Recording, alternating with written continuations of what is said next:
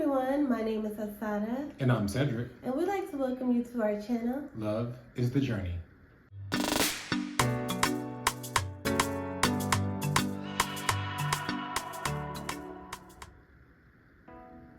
So today we're going to take you on a love adventure. And this adventure we're going to discuss the changes. Beware of the change. Don't go changing. Dun. So what is change? And all relationships have change at some point in time. And that change, I would say, is some of the biggest downfalls because the partners have difficulty in accepting that change or lack thereof. True. And we're also going to go into are things like, are you noticing things are changing in your relationship and it's making you unhappy? Like, oh my gosh, now this is happening and it's bothering me. So are things changing or are you changing? Or is it your tolerance? Or your tolerance changing? Tolerance for things. Your tolerance level. So something hasn't changed, but now you cannot tolerate that change anymore. It's like, I can't take it. I cannot take it. You used to smack your gum when you chew. But now, oh my God, it's like, can you stop smacking? And it's like, I've been smacking this whole time. You know, what's the problem? Yeah, but I thought that you'd change. As we said in the previous video, the smacking ain't the problem. It's usually something else. That's true. That's true. But actually, smacking can be a problem. It can be a problem. It's one of my, that's a pet peeve of mine. But it's a problem that would have been overlooked in the newness of a relationship because you like the person so much versus after you've kind of went over through the honeymoon phase and whatnot, and it's like, you know what, that actually bothers me. So you accept things in the honeymoon stage that you can't accept later down the line. So that's one of the things we'll talk about too, because it's not necessarily a change, but that's a change in your tolerance. So there's a physical change, a mental change that people go through, then there's the change in the tolerance level. But I still maintain that the tolerance level change has more to do with underlying issues of unhappiness in other areas, and you're just expressing that. Or ladies or women would be expressing, or men would be expressing the underlying, well, not necessarily the underlying problem, but the surface problem. Deep. I need to show. No, it's on the surface. Surface problem. Surface. But there's something underneath it. It ain't that deep. It's not that. It's not that deep. Well, it goes deep because it could have been from the beginning. It's like things that we choose to ignore at the beginning of a relationship. You know, like messiness. It's just simple things sometimes that turn out. When you say messiness, you mean like you don't clean up after yourself. Exactly. Messiness. You're unneat, unkept. That's something that, like you said, at the beginning of a relationship, you know, you're infatuated with physical, the newness of something. So you can overlook it, or you do overlook it sometimes. Like, oh, well, you know, this. But then you move in with the person, and that becomes your mess. Right. You can't get away from it. You can't get away from it. You can't, and the person's not going to change just because you live together. You can't. And now you have that. more work for yourself because now you're not only cleaning up your mess, but you're cleaning up his or her mess as well. And now you feel like you're putting more into the relationship than you had to in the past. Right. But you're actually not. It's the same. It's the same. It's just that you're living there now. Yeah. You don't want to tolerate it. So what do? Like, I mean, so we're pointing out these things, and these are common things. You know, I hear people divorce, break up because of like little things that turn out big. Because once someone starts doing something you don't like, you tend to bring it up often, which is called nagging. Correct. So you're nagging, and it's like, oh, why can't you do this? Why can't you do this? And I haven't looked at the definition version, so if people are watching this and they're going to check me on it, this is my, little pause for the cause. To me, as a man, nagging isn't saying the same thing over again. It's saying the same thing continuously for a length of time. So if you're correcting me or want me to do something, say it. Don't continue to talk about it for you know, a minute, 10 minutes, you know, about the same thing, or adding on other things. That's nagging. To say, hey, can you take the trash out? And then 20 minutes later you say, are you gonna take the trash out? I thought, can you take, you know, that's not necessarily nagging per se when it comes, in my opinion. That's like re-asking. I wouldn't call it a nagger. Right. You know, but if you stand there or stand over me and say, take the trash out, take the trash out, take the trash out, take the trash out. Yeah. I'm not gonna leave it to you. So I mean, that's being irritating, but I'm just gonna give an example, right? It is. It's like you're harassing me right now. You know, it's like, okay, I'll get to it in a minute. You know, so that part's not nagging. Nagging is you never take the trash out when I ask you to. See, here's another example where you left the trash. You know, every day I gotta ask you to take the trash out. You know the trash man comes on Friday. Why isn't the trash out on Thursday night? I mean, come on, it's not that hard. So talking like that is nagging, in my opinion. You know, if there's fellas out there that disagree with me, leave a comment below. I may or may not read it, but in my opinion, that's what nagging is. Okay, so that's one thing that people can consider is not nagging on a problem.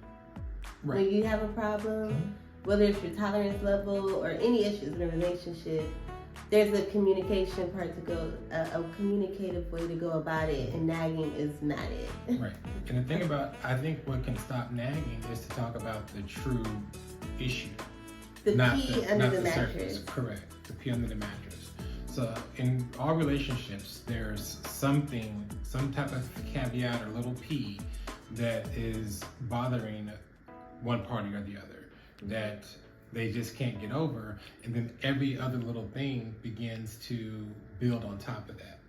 And it might sound like, you know, you're asking for change or you're changing, but in actuality, it's you haven't come to grips with something that you're not okay with in the relationship, that you want that person to change in some form or fashion. Change how you treat your mother, change how you date me, or change how you, or how much money you're making, or change how much you do, or consider me, tell me that you appreciate me more often. Maybe that's not happening, but because that's not happening, now you're smacking, and that smacking is causing the problem. You start arguing over smacking when that's not even the issue. Okay, and I'm gonna give it a different spin on nagging, because I want to empathize with the nagger person who is saying something over and over again, and it's irritable. So it's something in them, like you said, it could go deeper than the problem that they're saying, but also there's a reason why the person is still saying something over and over again. So maybe the person that they're talking to isn't listening. Right. So there's something going on with the other person too, where they're like, okay, I might get it to it later, or I don't know, are they not giving a response at all? Because why is the nagger going on and on and on about it? This could be a personality type. Mm-hmm. It's just an unhappy person, an unhappy, miserable person. It's like, let me find something to say and bother you. Because, like you said, I want to say something else to you, and this is the only way I know how to communicate. But for me, even the unhappy people, if you find yourself in a relationship, like a new relationship, it's hard to be unhappy if you're in a new relationship, right? In my opinion, unless you're just doing it to do it. Right. It's like, oh, you want to date me? Okay. Hey, I need to be with some.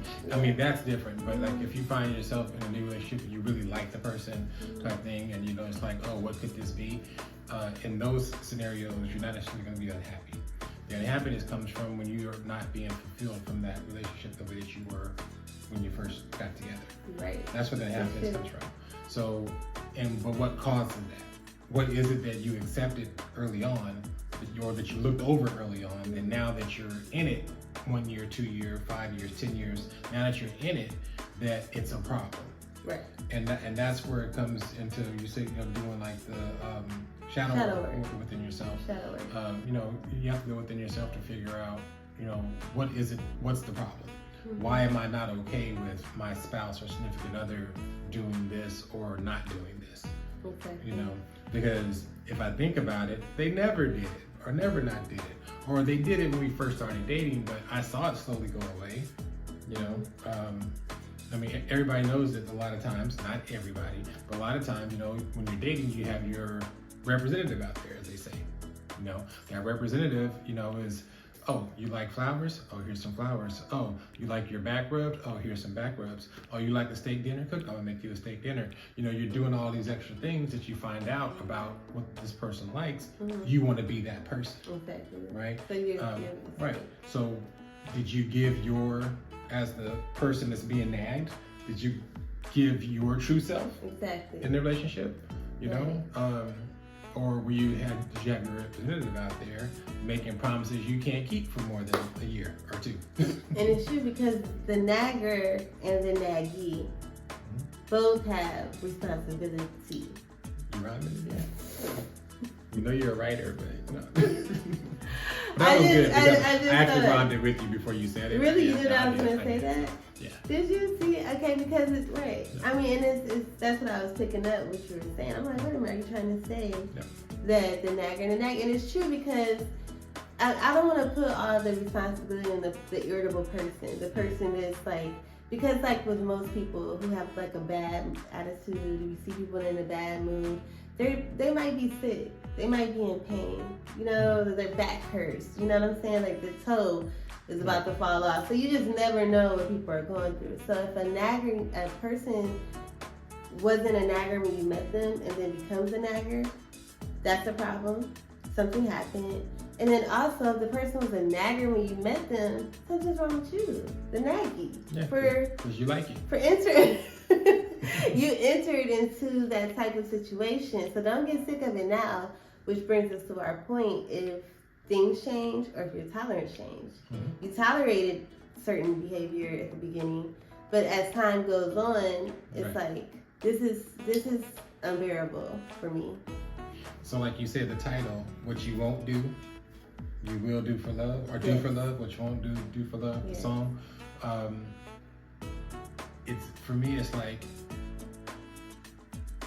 I'm doing that because I want to be with you, because I like you, I want to impress you. So I normally would not do that, but I'm doing it for love. Right?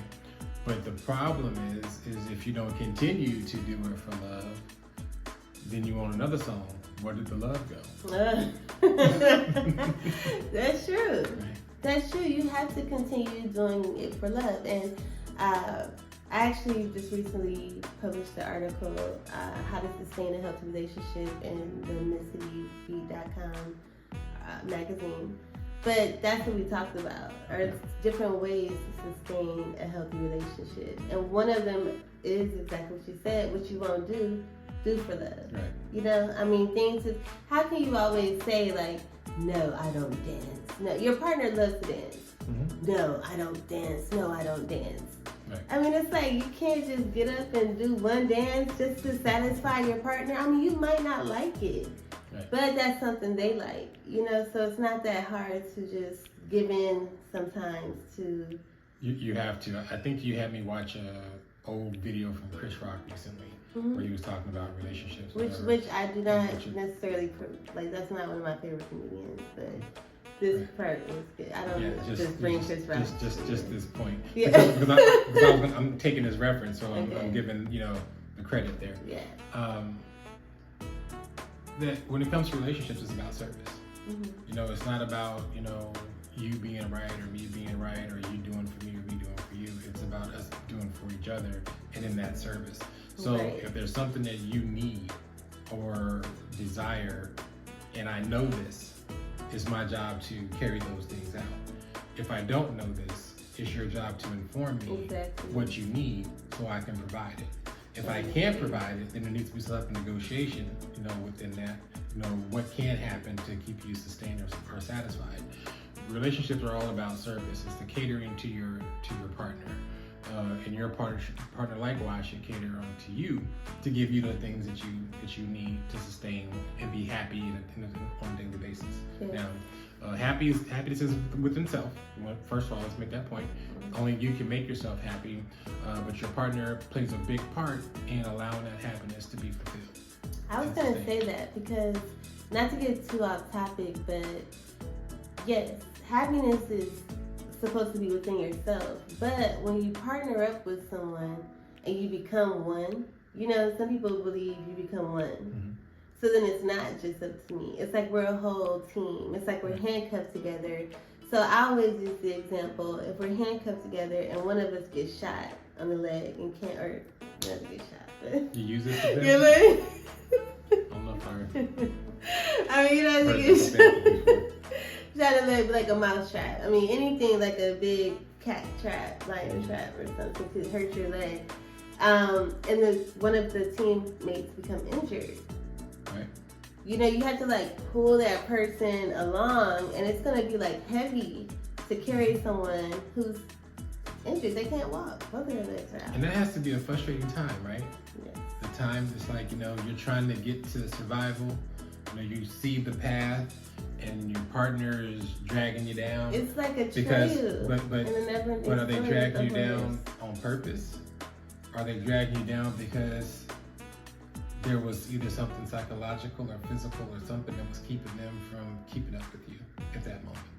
Right. Well, you shouldn't give up on your partner. Mm-hmm. You know, because there's different cycles in life. People have ups, they have lows, they have, you know what I'm saying? So you shouldn't give up on your partner, but since you're a team, it's like the happiness is shared. It's shared between us. Right. It's not just one person's responsibility. Your happiness is on you. Be happy. It's like, no, you're making me unhappy. Like, how can I be happy if my teammate is making me unhappy? So it's like everything should be pushed as a team. That's something that I will say I did like about Chris Rock's special. It was one of his old ones, the Tambourine. Like Tambourine Man or something like that. Yeah, the Tambourine Man. But he mentioned like relationships being like a band. And sometimes, you know, you might have to take lead. Sometimes you're the background singer, the background dancer, the drum, whatever. So, you know, you move around, and when your partner is low, try to say hi, pull them up. Right. And like you said, what happens if your partner stays? Well, not necessarily stays. Say they're, if it's an emotional type of thing where they're not doing something emotionally, right? That's that shot. That's that shot that, you know, that you're trying to drag them along. You know, if it's a physical handicap, if it's a mental handicap, whatever it is, they're not with you at the same pace that you're on.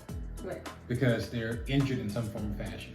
Either, you know, psychologically or physically, they're injured or can't keep up at that moment.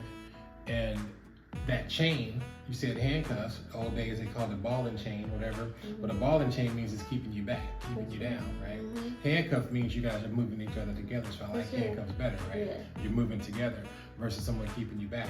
Now, in this scenario, the person is keeping you back because you're trying to move forward and they're not coming along as fast or as quickly as you need them to for your emotional support or your emotional well-being. The question is, what do you do? How do you resolve that situation? You know, do you break the chain, you know, and separate? And I gotta leave you behind because, I mean, I've been pulling you for 2 blocks now. You know, we got 30 more blocks. I can't see pulling you for 30 more blocks. Whereas it might only be 5 more blocks, and all of a sudden they're okay again, or they're better, or they get it, or they got their second win. You know, But if you cut that chain, and now you go on without them, you know, and you drop them off at that block. Then they turn into Will Smith in that movie with The Pursuit of Happiness. You know that? Is that the one when he slept in the bathroom and everything? Then he turned into a millionaire. You're like, dang, I should have kept the chain. I should have kept. Should have kept it. That's so funny. But that's a great question. I feel like, you know, especially if you're married, you're supposed to invest in your mate. Right. And as we all know, with stocks and Bitcoin and everything, investments are risky. They're risky, and you should be in it for the long haul. Right.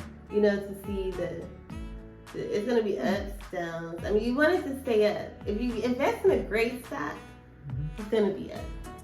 Right. If you invest in a risky stock, so it's going to turn up the outcome. You actually made a great point there. I don't even know if you know how well the point you made. I think you probably do. You right. probably do. Yeah, okay. So, like when you talked about the investments and long haul, I was like, well, you know, it depends on, you know, how you're doing things. I mean, you can, in the long haul, it's up and down. but it's gradually going up in most cases in the long haul. In most cases, right, for good quality stock. Right. You know, but you can make more money, or not necessarily more. Not saying money is the best piece here, but the more riskier stocks, it's like they're up and they're down, they're up and they're down, they're up and they're down. So that would kind of be what you would classify as your hoe phase. That's true. That's true. You know, as you know, it's like that's being in the risk. You're only in it for a minute. You get what you need, you get out. You get what you need, you get out. Yeah. But now you have like this huge body count by the time you're ready for your long haul, your long haul investment. Yeah. You know, it's like, so do you even know how to be in the long haul investment because you've been in and out so much. You know, now you with the long haul, it's like, well, what does that take? That is a great point. And also, way to look at it is if you invest in a risky option and you don't pull out immediately and you decide to stay in the risk, You almost, I think you went somewhere with that. But go ahead. I don't mean to cut you off. If you decide to stay in the investment, then A baby will happen.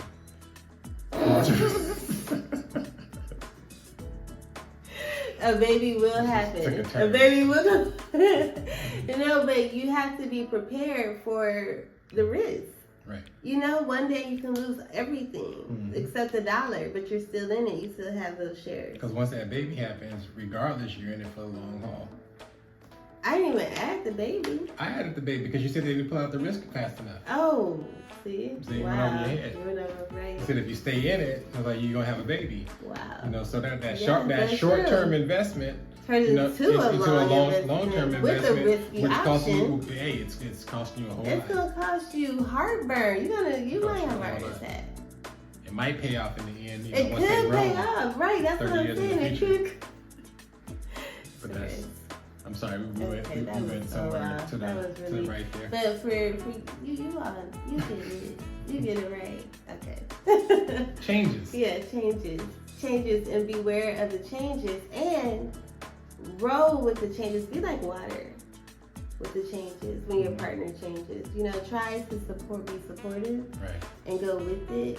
But when it's good to notice and be conscious of your changes. Like if you're becoming less tolerant of your partner, try to be conscious of that. Right. You know, be conscious of yourself and notice that, wait a minute, I am a little more grumpy or a lot less tolerant than I normally would be on a situation like this. You've always taken a long time to get ready, and now I'm like tapping my foot and like biting my nails because it's really irritating me. But I have to understand that you always did this. Mm-hmm. You know, I've met you like this. You always took long, and it's me. It's not you. You're not changing. Right. And it's not even right for me to expect you to, really. I don't know. Do you agree with this? I do agree. And that's like on both sides of the fence on a lot of different issues. To where the man or woman or man, they become less tolerant of a situation. It's always been. Yeah. And they expect the other person to change to meet their tolerance level. Right? So you want me to change to meet your tolerance level, but this is something that's within me. So you think I'm gonna be better if I act more like you. So you don't want to try to make your partner you. That's a big mistake. It's like I want you to act like I would act in that situation. Right. I want you to do what I would have done in that situation. You know, it even the conversation even goes that way. Well, if I were you, I would have. If I did, I would have. And it's kind of like after the point or whatever. But it bothers that person to the point to where you're not acting like me. Yeah. So because you're not acting like me, you're wrong. And because you're wrong, it's stressing me out. I'm not happy because you're not doing things the way I would have them be done. Right. So do you want to be with yourself? I don't think most people can stand themselves. But you're supposed to love yourself. I do. I really do love myself. Do you love yourself? I do. I think if you're irritated all the time, it has something to do with self-love. It does. It does. If you're irritated all the time, then you really have to stop, meditate, get help for yourself. if you find yourself irritated, there's some things going on inside that you really should address, because it's not fair to put that energy off. It's not fair to yourself first to not be happy. You know, you deserve to be happy every day. You deserve to be happy with a partner. You deserve to be with a partner who is happy and can make you happy. You know, you deserve that. So that's the first thing. Get happy. Come on, get happy. Second, slow it down. As far as change and tolerance level. So do we say identify it within yourself? Mm-hmm. Make sure you identify it. Right. And then talk to your partner about it. Right. Discuss with your partner. Communication. Shadow work. If you read my article on MissBB.com, How to Sustain a Healthy Relationship, you'd also see that shadow work is a big part of identifying your tolerance level, identifying why you're irritable, what's upsetting you, working on yourself. Things that have happened to you before, it might be a trigger. It might not even be this person. It's like you're predicting what they're going to do and they didn't even do it yet. It's like, I know you're going to do this because I've seen it before. It's like, that's not fair either. Right. Do you have any that you want to throw in there? Not at this time. Okay. Well, that leads me to number 3. No. Yeah, that leads me to number 3. Just being understanding and compassionate to your partner all the time. Always being understanding and compassionate, because while you're going through things and your tolerance level could be changing and ways you feel about change, things that are changing around you, be compassionate to what your partner could be going through as well. Right.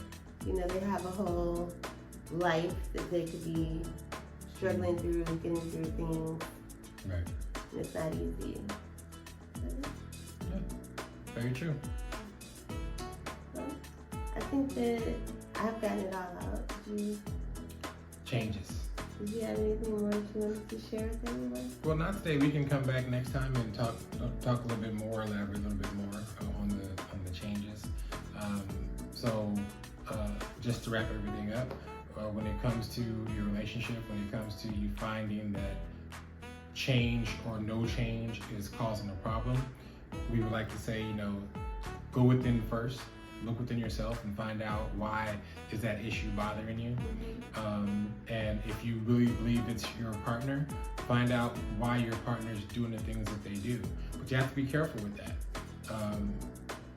You have to be careful the way you approach that situation. Right. On getting them to work out within themselves on why they do things the way that they do things. From how they were raised to their childhood to past relationships or to whatever it was, they act a certain sort of way because that's what was in them to do it that way. And to try to change somebody's character, is more difficult than to help them through a growth process on being a better person for themselves and for their partner. With that being said, thank you for watching. Thank you. Click like and follow for more.